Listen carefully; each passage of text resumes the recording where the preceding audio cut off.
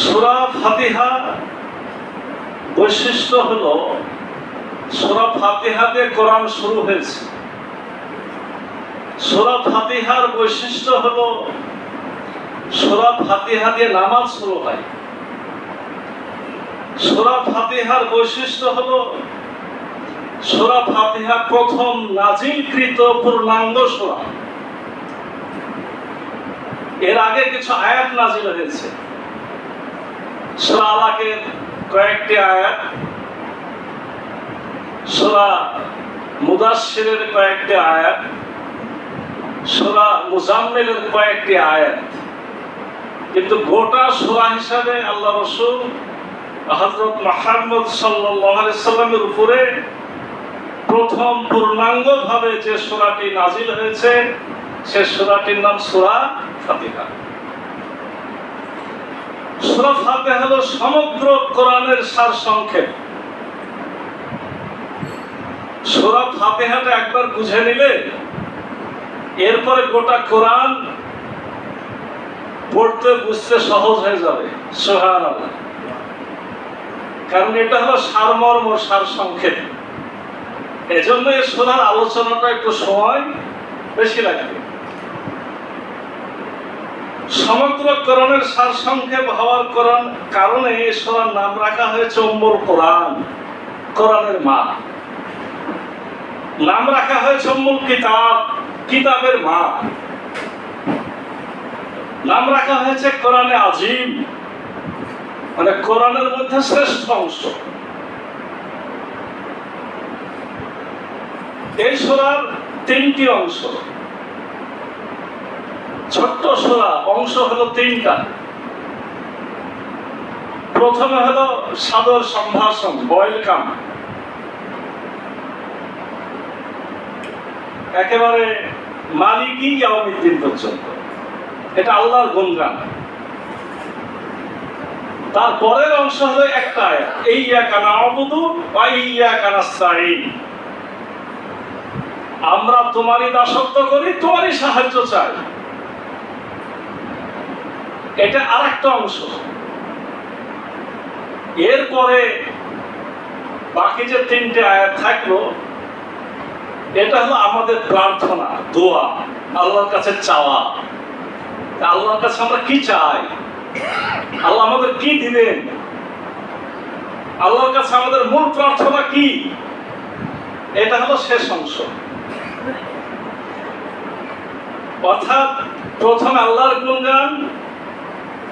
আল্লাহ যখন জিজ্ঞেস করছেন, এই কে আমার গুণগান গাইছো, তখন আমি দিচ্ছি আমার পরিচয় যে আল্লাহ আমি তোমার গোলাম। কি চাও? তখন আমরা কি বলছি? আমরা বলছি, হে রব্বুল আলামিন ইহদিনাস সিরাতাল মুস্তাকিম, আমাদেরকে সঠিক পথটা দেখাও। সিরাতাল্লাযীনা আন'আমতা আলাইহিম, তাদের পথ যাদের উপরে তোমার নিয়ামত নাজিল হয়েছে। গায়রিল মাগদুবি আলাইহিম, তাদের পথ নয় যাদের উপর তোমার গজব নাজিল হয়েছে। ওয়ালাদ-দাল্লিন, এবং যারা পথভ্রষ্ট তাদেরও পথ নয়। এই সূরাটি নাজিলের প্রেক্ষাপট আমরা এর আগে আলোচনা করেছি। সংক্ষেপ কথা হলো, আল্লাহ রাসূল হযরত মুহাম্মদ সাল্লাল্লাহু আলাইহি সাল্লাম যে এলাকাতে জন্মগ্রহণ করেছেন, মক্কা পৃথিবীর মূল কেন্দ্রভূমি, অথচ সেই জায়গার লোকেরা হয়ে গেছিল জাহেলিয়া, জাহেল, মূর্খ, অজ্ঞ। স্বীকার করত এটা আল্লাহর ঘর, বাইতুল্লাহ। এতটুকুই তাদের কাছে ভালো একটা কথা ছিল, আর কোনো ভালো কাজ ছিল না। অত্যাচার, নির্যাতন, সুদী কারবার, বেশ্যাবৃত্তি, জুয়া, মূর্তিকে দিয়ে জুয়া করাতো। মসজিদ ঘর, কাবা ঘরের মধ্যে 360টা মূর্তি রেখেছিল। অযথা কারণে যুদ্ধ বিগ্রহ চালিয়ে যেত। মহিলাদের কোনো মর্যাদা ছিল না, ইজ্জত ছিল না, সম্মান ছিল না। মহিলাদেরকে তারা মানুষে মনে করতো না। এজন্য নারী শিশু জন্ম নিলে তাকে জীবন্ত পুঁতে ফেলে দিত। শত শত বছর ধরে যুদ্ধ চলত। কি কারণে যুদ্ধ একসময় ভুলে যেত, কিন্তু যুদ্ধ থামত না। মানুষ মানুষের উপরে অত্যাচার নির্যাতন করত। একদল হয়ে গেছিল মালিক, আর একদল হয়ে গেছিল তাদের দাস গোলাম। অর্থাৎ সেখানে কৃত দাস প্রথা চালু ছিল। মানুষ মানুষকে কেনা বেচা করত।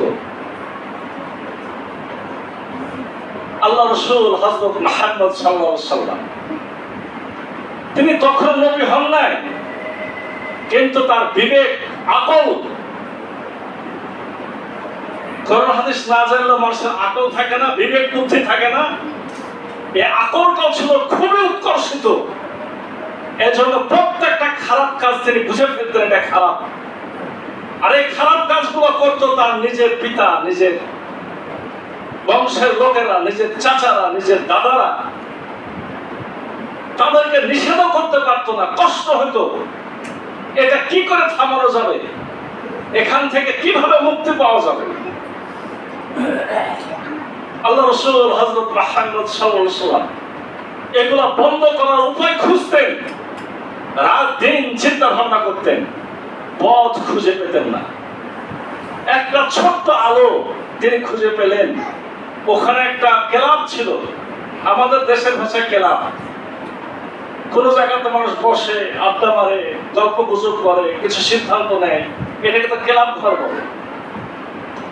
ওই ঘরটার নাম ছিল হিলফুল ফুজুল।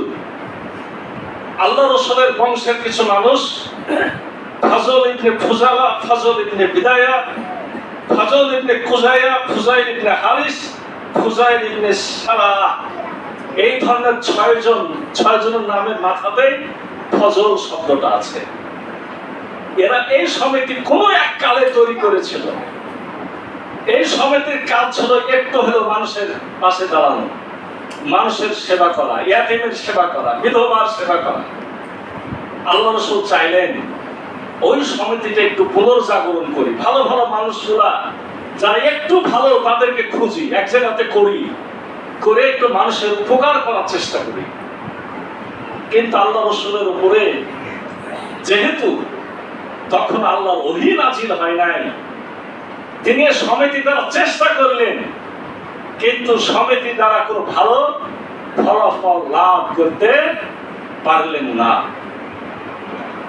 এই সমিতির উদ্দেশ্য ছিল সমাজের মানুষদেরকে রক্ষা করা, বিধবা ইয়াতীমকে সাহায্য করা, ঝগড়া বিবাদ মিটিয়ে দেওয়া, জুলুম থেকে ফিরিয়ে রাখা, আমানত রক্ষা করা, সত্য কথা বলা।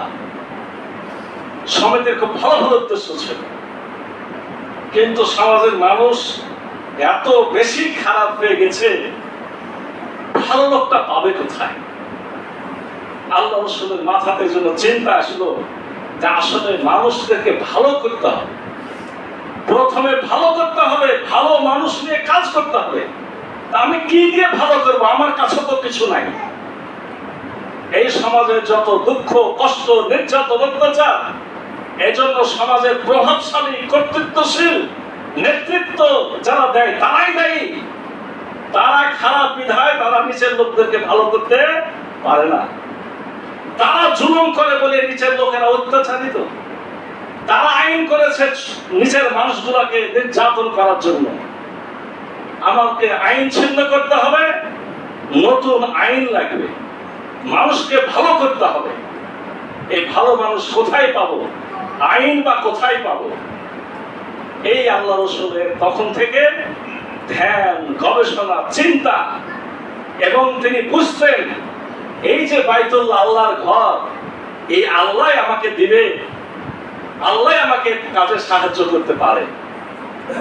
তখন থেকে তিনি একা একা চিন্তা করতেন, গাছের ছায়ায় বসে চিন্তা করতেন, কাবার পিছনে হেলান দিয়ে চিন্তা করতেন, উট, গরু, উট, ছাগল, দুম্বা চড়াইতে যে ছাগলের দড়ি, গরুর দড়ি মাথায় দিয়ে শুয়ে শুয়ে চিন্তা করতেন। কিন্তু তিনি এতিম। ওই সমাজে তারও দাম অনেক কম, এতিমদের সমাজে মূল্য কম ছিল। তার কথা কে শুনবে?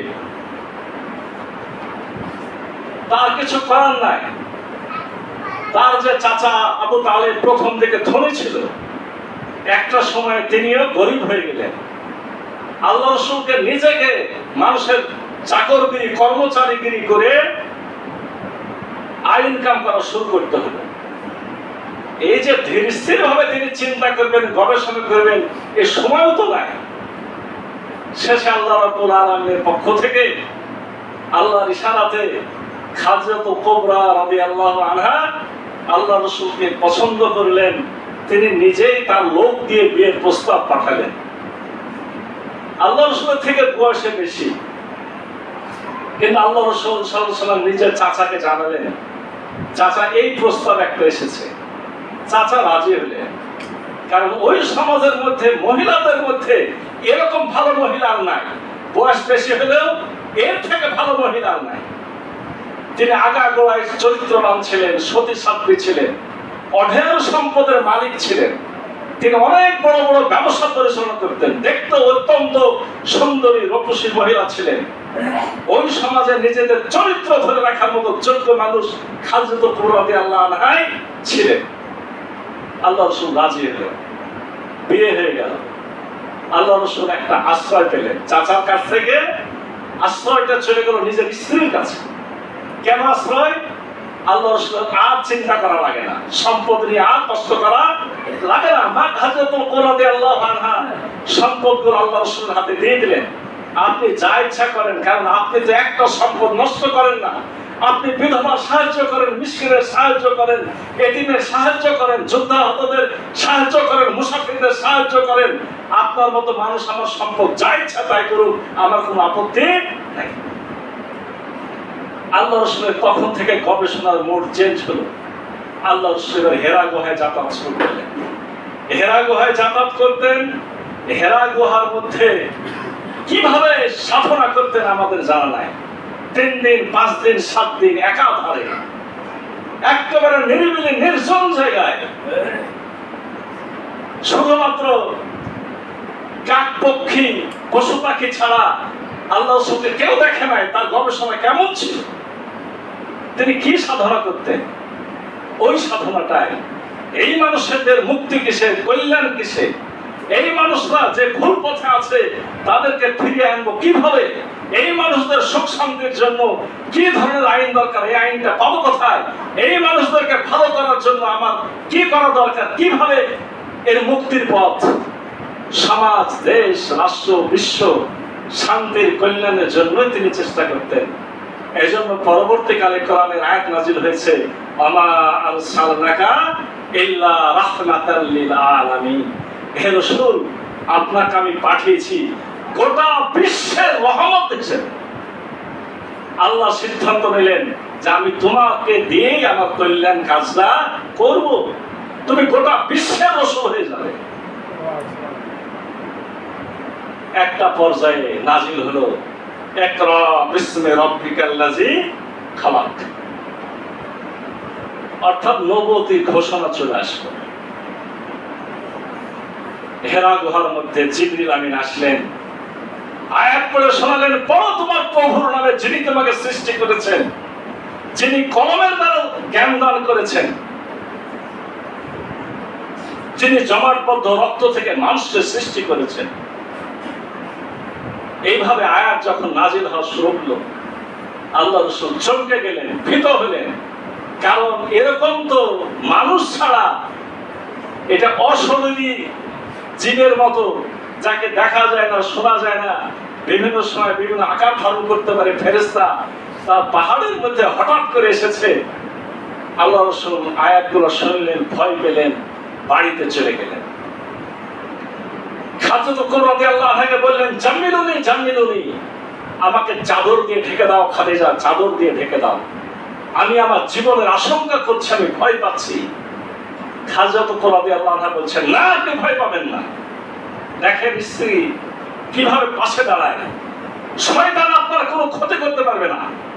কারণ আপনি মানুষকে সাহায্য করেন, আপনি বিধবা মিসকিনকে সাহায্য করেন, আপনি ইয়াতীমদের পাশে দাঁড়ান, আপনার দ্বারা কোনো খারাপ কাজ হয় না। আপনি সত্যবাদী, আপনি বিশ্বস্ত, আপনি আমানতদার, আপনার শয়তান কোনো ক্ষতি করতে পারবে না। আপনি আজকে বিশ্রাম নেন, কালকে আমি আমার ভাইয়ের কাছে নিয়ে যাব। তার ভাই ছিল শেষ মহাপণ্ডিত বারাকা ইবনে নাওফেল। তিনি প্রথম জানালেন যে না, আপনি ভয় পাবেন না, এটা হলো জিবরিল আমিন, আপনার আল্লাহর দূত আপনার কাছে এসেছে। আল্লাহ রাসূল কিছু আশ্বস্ত হলেন। আল্লাহ রাসূল হেরা গুহায় যা বন্ধ করলেন, যেহেতু আল্লাহর দূত আমার কাছে এসেছে, এখন বারবার আসবে। 6 মাস আর আসে না। আল্লাহ রাসূল চিন্তায় পড়ে গেলেন, টেনশন করা শুরু করলেন, ব্যাপারটা কি? আমি এতদিন ধরে যেটা চাচ্ছি পেয়েও কি হারিয়ে ফেললাম? পাহাড়ের উপর চড়ে নিতেন এবং কোনো সময় ভাবতেন যে পাহাড় থেকে লাফ মেরে আমার জীবনটাই শেষ করে দিব। কারণ একটা বিরাট আকাঙ্ক্ষা, মানে যেন বহুদিন বৃষ্টি হয়নি, চতুর্দিক চৌচির ফেটে গেছে, হঠাৎ করে এক বছর বৃষ্টি হয়েছে, আর বৃষ্টি হয় না। তখন আমাদের যেমন টেনশন হয়, ঠিক এরকম ব্যাপারটা কি? হ্যাঁ, প্রায় 3 মাস বা 6 মাস পরে আল্লাহ রাসূল হযরত মুহাম্মদ সাল্লাল্লাহু আলাইহি ওয়াসাল্লামের উপর নাযিল হলো, ইয়া আইয়ুহাল মুদাসসির কুম ফানজির ওয়া রাব্বাকা ফাকাব্বির ওয়া সিয়াবাকা ফাতাহির। হে কাপড় জড়ানো ব্যক্তি, আপনি আর শুয়ে থাকবেন না, আপনি উঠেন, আপনি মানুষকে সতর্ক করেন, আপনি আল্লাহর বড়ত্ব ঘোষণা করেন। এবার রাসূলকে কাজ দিয়ে দেওয়া হলো। প্রথমে এতদিন আত্মস্থ করার সময় দেওয়া হয়েছিল, এবার তাকে কাজ দেওয়া হতো, আপনি নবুয়তের কাজ শুরু করেন, রিসালাতের কাজ শুরু করেন। আল্লাহ রাসূল কাজ শুরু করলেন। কাজ করতে করতে করতে পেরেশান হয়ে যেতেন, মানুষদেরকে দাওয়াত দিতেন। তখন একদিন নাজিল হলো, ইয়া আইয়ুহাল মুসাম্মিল কুমিল লাইলা ইল্লা কালিল নিসফাহু আও ইনকুসহু মিন কালিল আও জিদ আলাইহা রাত্তিলিল কুরআন তারতিলা। হে কাপড় জড়ানো ব্যক্তি, আপনি উঠেন, রাতে ইবাদত করেন, রাতের কিছু অংশে আপনি সালাতে দাঁড়ান, রাতের অর্ধেক দাঁড়ান, কিছু বাড়ান কিছু কমান, আর আমি যে কোরআন নাজিল করছি এগুলো আপনি তেলাওয়াত করতে থাকেন। তার মানে মানুষদেরকে দাওয়াত দিতে হলে একটা মানসিক শক্তি দরকার। এই শক্তির জন্য আপনি তাহাজ্জুদ আদায় করা শুরু করেন। এটাও কয়েকটা আয়াত।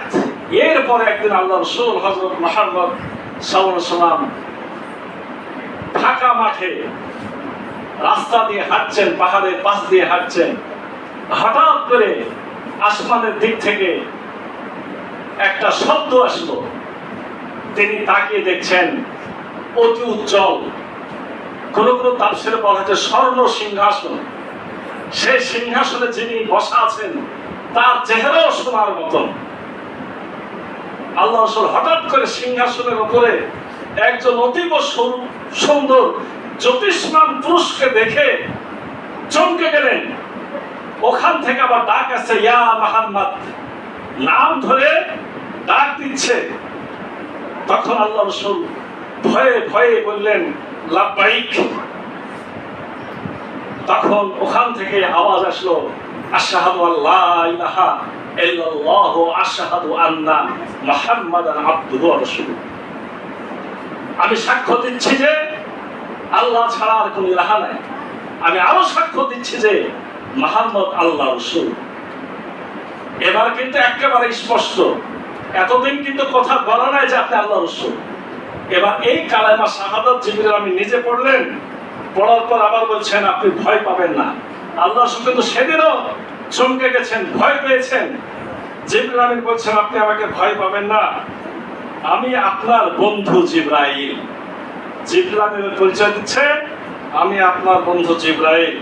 এরপর জিবরাইল আমিন পড়া শুরু করলেন, আউযু বিল্লাহি মিনাশ শাইতানির রাজিম, বিসমিল্লাহির রহমানির রহিম, আলহামদুলিল্লাহি রাব্বিল আলামিন, আর রহমানির রহিম, মালিকি ইয়াউমিদ্দিন, ইয়্যাকা না'বুদু ওয়া ইয়্যাকা নাস্তাঈন, ইহদিনাস সিরাতাল মুস্তাকিম, সিরাতাল লাযীনা আন'আমতা আলাইহিম গায়রিল মাগদুবি আলাইহিম ওয়ালাদ-দাল্লিন। গোটা সূরাটা একবারে এইভাবে আল্লাহ রাসূল হযরত মুহাম্মদ সাল্লাল্লাহু আলাইহি সাল্লামের উপরে নাযিল হয়েছে। এই সূরাটা সর্বশ্রেষ্ঠ দোয়া। সূরা ফাতিহা থেকে বড় দোয়া আর কিচ্ছু নাই। আপনারা কেউ যদি বলেন আমি কিভাবে আল্লাহর কাছে দোয়া করবো আমি জানি না, আপনার কিচ্ছু জানার দরকার নাই, আপনি সূরা ফাতিহা পড়বেন। কোরআনুল কারীমের যত দোয়া আছে সকল দোয়ার শ্রেষ্ঠ দোয়া হলো সূরা ফাতিহা। অনেকে বলে না যে কিছু আজকালকার হুজুর এসেছে আর দোয়া করে না। আরে বাবা, সূরা ফাতিহা পড়ে মানে সব দোয়াই করে। অর্থ বুঝে না তো, আমিও বুঝি না, আপনিও বুঝেন না। আমরা অর্থ না বোঝার কারণে আমাদের মূল ধারণাটা পাল্টে গেছে। সূরা ফাতিহা হলো সর্বশ্রেষ্ঠ দোয়া, সূরা ফাতিহা হলো সর্বশ্রেষ্ঠ দরখাস্ত। এই দোয়া আমার রব্বুল আলামিন নিজ হাতে এই দোয়া আমাদের শিক্ষা দিয়েছেন।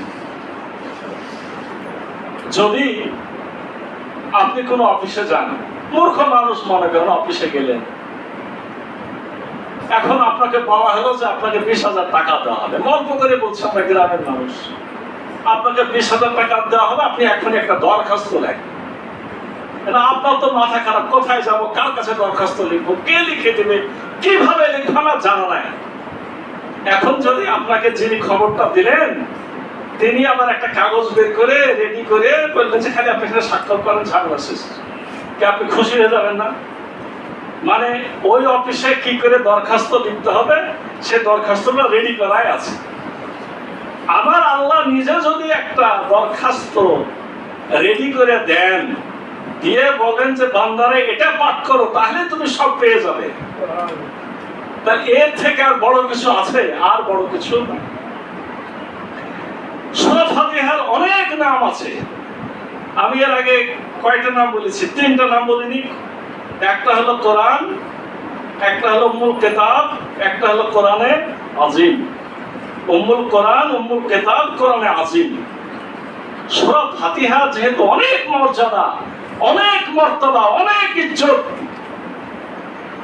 এই জন্য সূরা ফাতিহা তাফসীরের কিতাবগুলোতে যদি খুঁজতে থাকেন 60-এর উপরে নাম আছে। কত? 60-এর উপরে নাম আছে। আমি কয়েকটা বলি, 14-15টা আমি লিখে নিয়ে এসেছি আইডিয়া নেওয়ার জন্য। নামগুলা জানলে একটা লাভ আছে।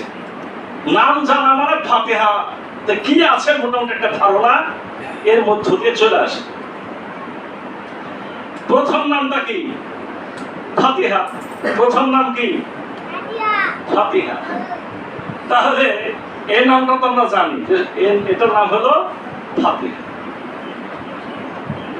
কোরআনে যত সূরা, 114টা সূরা,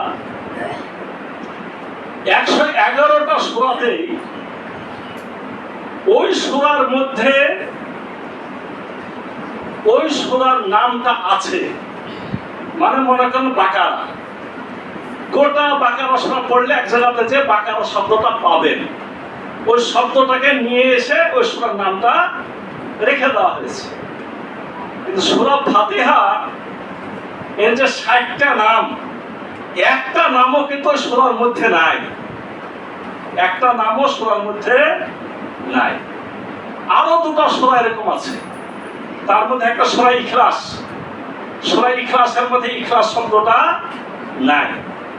আরো একটা সূরা আছে, সে সূরার নাম আম্বিয়া, তবে ওখানে নবী শব্দটা আছে, আম্বিয়া শব্দটা নাই। সূরা ফাতিহা শব্দ কেন রাখা হয়েছে? ফাতিহার অর্থ হলো যা দ্বারা কোনো কিছু খোলা হয়, যা দ্বারা কোনো কিছু উদ্বোধন করা হয়, যে যা দ্বারা কোনো কিছু শুরু করা হয়, বা যেটাকে ভূমিকা বলা হয়। ফাতিহা শব্দের অর্থ ভূমিকা, মুখবন্ধ, মূল কথা। যে কোনো বইয়ের আগে যে এই শব্দটা থাকে। তবে সূরা ফাতিহার ভূমিকা আর অন্য সূরা কোরআনের ভূমিকা, সূরা ফাতিহা আর অন্য কিতাবের ভূমিকা, এর মধ্যে একটা পার্থক্য আছে। অন্য কিতাবের ভূমিকায় কি লেখা থাকে? অন্য কিতাব বই পুস্তকের ভূমিকাতে লেখা থাকে শেষে যে এই কিতাবে কোনো ভুল থাকতে পারে, যদি পাঠকদের কারোর দৃষ্টিগোচর হয় আমাকে জানালে পরবর্তী সংস্করণে কি করব? সংশোধন করে দেব।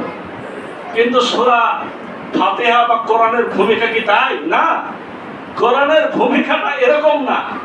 কোরআনের ভূমিকাতে বলা হয়েছে ফাতিহার পরে যে সূরা বাকারা বলতে জালিকাল কিতাবু লা রাইবা ফি, এই কিতাব সেই কিতাব যাতে কোনো সন্দেহ নাই। তাহলে সূরা ফাতিহার ভূমিকাটা কি? ফাতিহা এমন একটা সূরা, এটার জন্য একটা দোয়া, আর বাকি কোরআনটা হচ্ছে দোয়ার জবাব। ভূমিকা মানে এটা হলো একটা দোয়া, আর বাকি কোরআন গোটা হচ্ছে দোয়ার জবাব।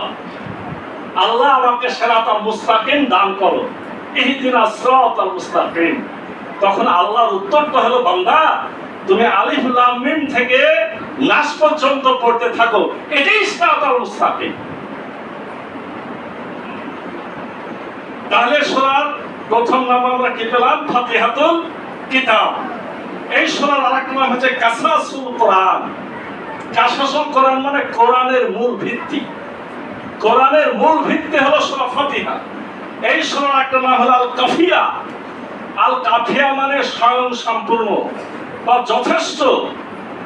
আরেকটা হলো কাফের অর্থ অখণ্ড, মানে এই সূরায় প্রথম সূরা, গোটা সূরা একসঙ্গে নাজিল করা হয়েছে, এজন্য বলা হয়েছে সূরার নাম আল কাফিয়া।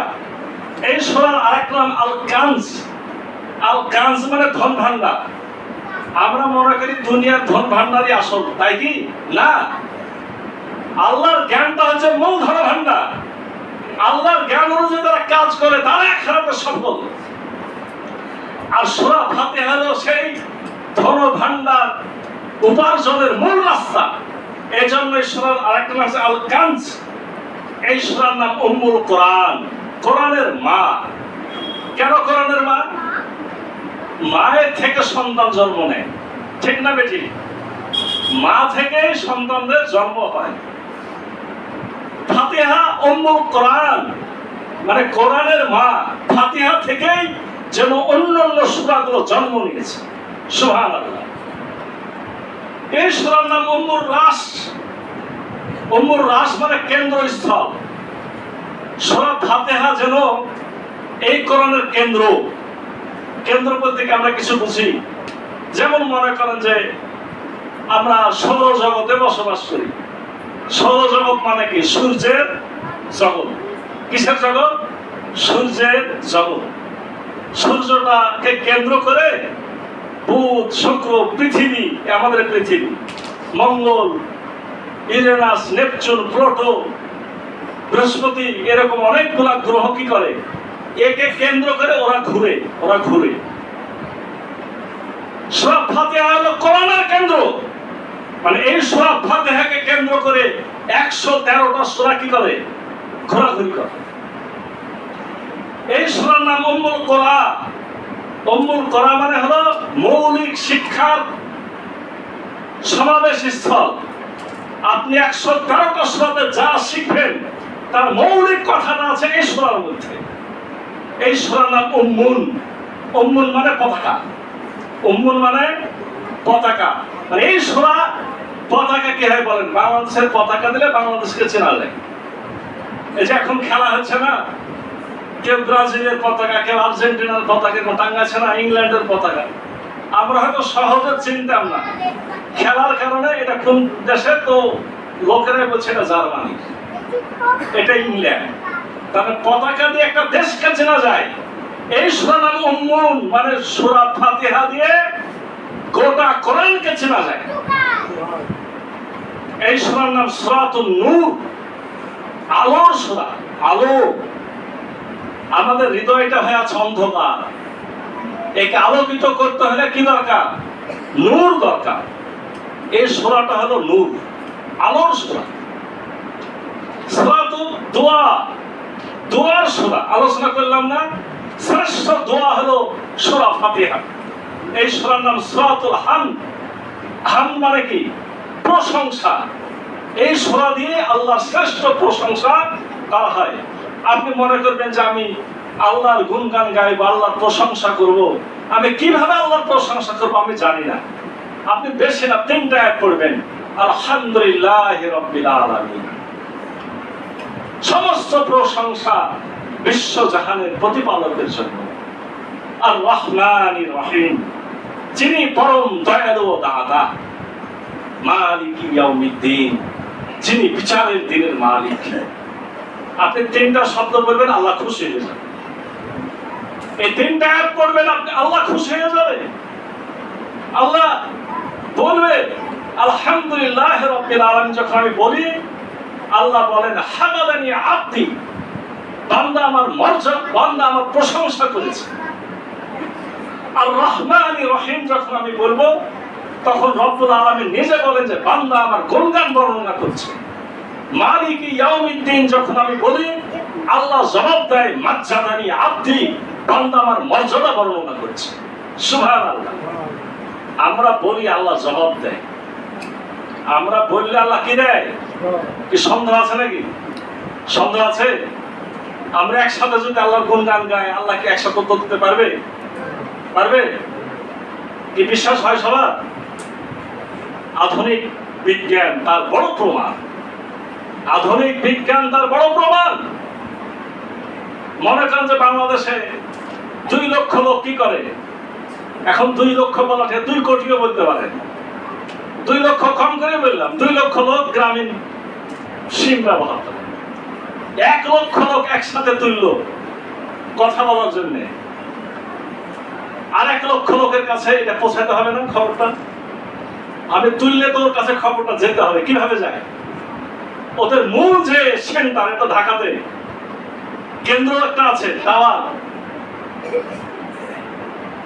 আমি যখন কথাটা তুলছি, প্রথমে যাবে ওই সার্ভার স্টেশনে, প্রথম কানেক্ট হবে। ওখানে ঢুকলে ও তখন আবার সাপ্লাই দেবে আরেক জায়গায়। এটা কি কয়েকদিন লাগে, না কয়েক মিনিট, না কয়েক সেকেন্ড, না কি লাগে বলেন? আমি তোলার সাথে সাথে ও রিসিভ করে এবং সাথে সাথে দিয়ে দেয়। 1 লক্ষ লোকে একসাথে কথা বললেন, একসাথে সে ধরল কথা, একসাথে আবার সাপ্লাইও দিতে পারলো। তাহলে কি একসাথে 2 লক্ষ লোকের সাথে সংযুক্ত হলো কিনা?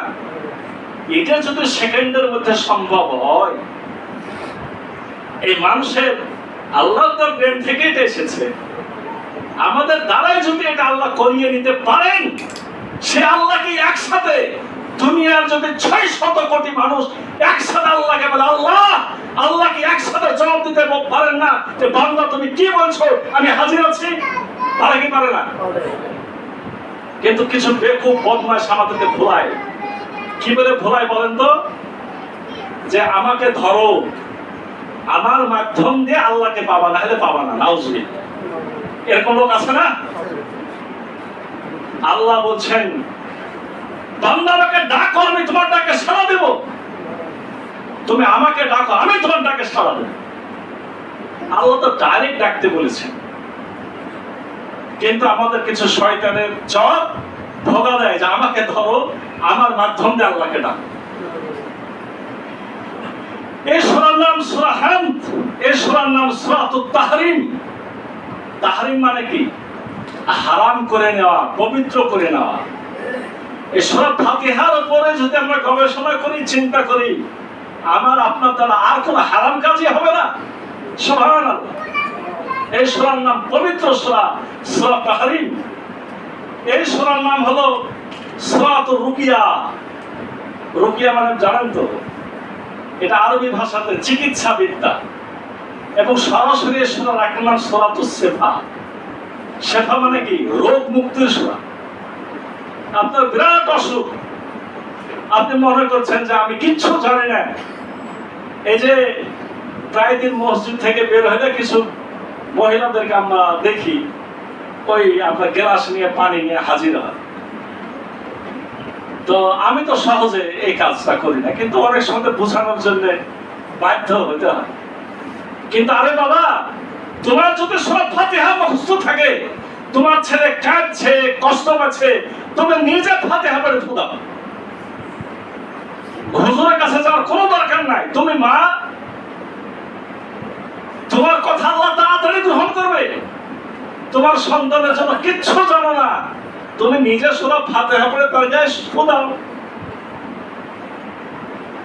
এটা নিয়ে একটা ঘটনা আছে, সূরা শেফা, সূরাতুশ শেফা অর্থাৎ রোগ মুক্তির সূরা। হাদিসটি আবু সাঈদ খুদরি রাদিয়াল্লাহু আনহু বর্ণিত হাদিস। আবু সাঈদ খুদরি রাদিয়াল্লাহু আনহু সহ কিছু সাহাবী আল্লাহ রাসূল হযরত মুহাম্মদ সাল্লাল্লাহু আলাইহি সাল্লাম তাদেরকে একটা সফরে পাঠালেন, অভিযানে পাঠালেন। আল্লাহ রাসূল দ্বীনের দাওয়াতের জন্য, যুদ্ধ পরিচালনার জন্য, রাষ্ট্র পাহারার জন্য বিভিন্ন সময় বিভিন্ন কাজে সাহাবাদের গ্রুপ করে একজনকে আমির বানিয়ে পাঠাতেন যে তোমরা অমুক এলাকায় চলে যাও। অনেক সময় গোয়েন্দা বৃত্তির জন্য অন্য লোকেরা আমাদের দেশকে আক্রমণ করার চিন্তা করছে কিনা, এরকম একটা অভিযানে আল্লাহ রাসূল হযরত মুহাম্মদ সাল্লাল্লাহু আলাইহি সাল্লাম একটা বাহিনী পাঠালেন। এই বাহিনী আপনার এক এলাকা দিয়ে পার হলো। ওই এলাকাতে রাত হলো, তারা সেখানে আশ্রয় চাইল। আশ্রয় চাইল মানে কি, আমাদের দেশে এখন যেমন হোটেল আছে, বিভিন্ন শহরে গেলেন, বন্দরে গেলেন, থাকা খাওয়া ঘুমানো সব ব্যবস্থা আছে, আছে না নাই? গোটা বিশ্বে আছে। আগেকার জমানা কি তাই ছিল? ওরকম হোটেল ছিল? আপনি যখন এক এলাকা দিয়ে আরেক এলাকা পার হবেন, যে এলাকাতে আপনার সমস্যা হবে ওই এলাকার লোকেরা আপনাকে পানি দিবে, খাবার দেবে, সাহায্য করবে, থাকার জায়গা দেবে, এটাই নিয়ম ছিল। এজন্য সবাই সবাইকে সাহায্যটা করত। ওই এলাকার লোকেরা হয়তো এনারা মুসলমান হওয়ার কারণ হোক আর যাই হোক, এদেরকে কোনো আশ্রয়ই দিল না। ওই এলাকা লোকেরা আশ্রয় দিল না, পানি, তাদের কষ্টে রাতটা পার হলো। এবার তারা যখন সকাল হয়েছে, তারা এলাকা ছেড়ে চলে যাচ্ছে। কিছুদিন যেতেই পিছন থেকে একটা অল্প বয়সী ছেলে দৌড়াচ্ছে আর আসছে, আপনারা থামেন, আপনারা থামেন, আপনারা থামেন। সাহাবে কেরাম দাঁড়িয়ে গেলেন, ব্যাপার দেখেন, আমাদের সর্দারকে সাপে কামড় দিয়েছে, আপনাদের মধ্যে কোনো ওঝা যদি থাকে, মানে বিষ ঝাড়ার মতো কোনো কবিরাজ থাকে, একটু চলেন, আমাদের ওস্তাদের অবস্থা ভালো না। এখন যে এলাকার লোকেরা থাকতে দেয়নি, খেতে দেয়নি, পানি দেয়নি, আশ্রয় দেয়নি, তাদের সাহায্য করাটা, এটা আপনি যতই ফেরেশতা হন মনে কষ্ট পাবেন কিনা, যে এখন বিপদে পড়ে রাখছো আমাকে। তখন সাহাবী বললেন, আমি জানি তোমার সর্দারের বিষ আমি ছাড়তে পারি, তবে শর্ত আছে, 100টা ছাগল দিতে হবে। মানে একটা ছাগলও তো খাওয়ায়নি, এখন কয়টা দিবে? 100টা। কোন বর্ণনা আছে 30টা, 130। হাদিসে তো জানেন যে একটু ভ্যারিয়েশন থাকে, কোন হাদিস আছে 30, কোন আছে 100। ওরা তাতেই রাজি যে সরকার ভালো না, আপনাকে 100 ছাগলই বা 30 ছাগলই দেওয়া হবে। সাহাবে কেরাম চমকে গেছে, যে সাহাবী বলছে যে আমি ছাড়তে জানি, এরা জানে যে কোনোদিন কবিরাজি করেনি, আবার কিভাবে ছাড়বে? কিন্তু তার ভিতরে একটা, তিনি আল্লাহ রাসূলের কাছে শুনেছেন যে এই ফাতিহা হলো সকল রোগের ওষুধ।